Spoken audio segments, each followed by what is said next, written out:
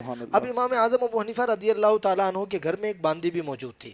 جی ایک مرتبہ ایسا ہوا، ایک شخص جو ہے نا دور سے، پہلے ایسا ہوتا تھا کہ لوگوں میں مشہور ہوتا تھا کہ فلاں فرد کے پاس کچھ حدیثیں ہیں، فلاں شخص کے پاس کچھ دین کا علم موجود ہے، تو لوگ دور دور سے سفر کر کے نا ایک دوسرے سے سیکھنے جاتے تھے. جی تو ایک شخص جو ہے دور سے سفر کر کے اپنے کام کاج کو مختصر کر کے امام اعظم ابو حنیفہ رضی اللہ تعالیٰ عنہ کی بارگاہ میں پہنچا. لیکن جب وہ آپ کے گھر پہ پہنچا تو آپ کہیں ضروری کام سے گئے ہوئے تھے. آپ کی باندی نے بتایا کہ نہیں، امام صاحب تو موجود نہیں ہے.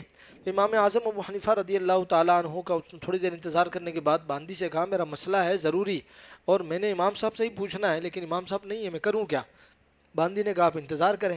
اس نے پھر تھوڑا انتظار کیا، بالآخر اس سے نہ ہوا تو اس نے کہا مجھے اس مسئلے کا حل بتائیں. تو باندی نے کہا ہمیں اجازت نہیں ہے مسئلہ بتانے کی.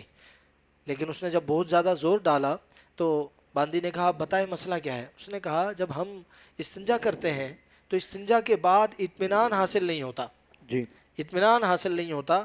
اس مسئلے کے حل کے لیے میں امام صاحب رحمۃ اللہ تعالیٰ علیہ کی بارگاہ میں حاضر ہوا تھا.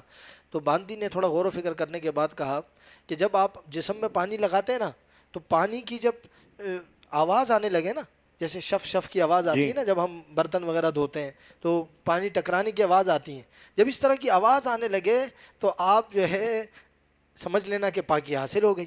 جی اب وہ شخص تو بڑا خوش ہوا، مطمئن ہوا، وہ چلا گیا. جب وہ لوٹ گیا تو امام اعظم ابو حنیفہ رضی اللہ تعالیٰ عنہ واپس تشریف لائے. جب آپ تشریف لائے تو آپ کی باندی نے بتایا کہ ایک شخص آیا تھا آپ کے پاس بڑی دور سے اور اس کو مسئلہ حل نہیں ہو رہا تھا. جی یہ ایسے مسائل ہوتے نا، یہ ہر بندے سے پوچھے بھی نہیں جاتے. بالکل. تو باندی نے جو ہے بتا دیا آپ کو. آپ نے بتایا کہ آپ نے کیا کہا. باندی نے کہا کہ میں نے اسے منع بھی کیا لیکن اس نے مجھ سے ہی پوچھا. تو امام اعظم ابو حنیفہ رضی اللہ تعالیٰ نے فرمایا کیا مسئلہ تھا.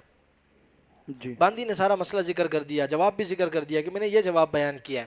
امام صاحب نے پہلے تو باندی کو 2 کوڑے لگائے کہ تمہیں اجازت کس نے دی ہے، تمہیں یہ اتھارٹی کس نے دی ہے کہ مسئلہ بتائیں.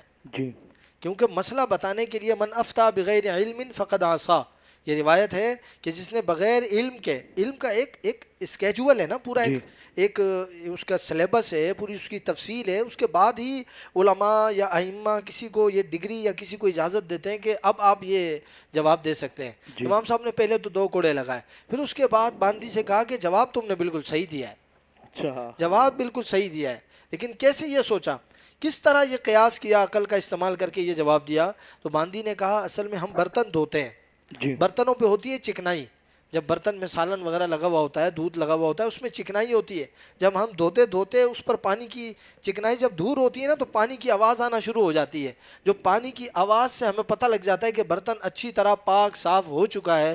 اسی پر قیاس کرتے ہوئے تو امام اعظم کے دربار میں خدمت کرنے والی جو خادمہ ہیں ان کی فقہ کا یہ واہ عالم واہ ہے، تو پھر امام اعظم کی فقہ کی کیا بات ہے. سبحان اللہ اللہ. تعالیٰ ہمیں ان سے فیضیاب ہونے کی توفیق عطا فرمائے. آمین.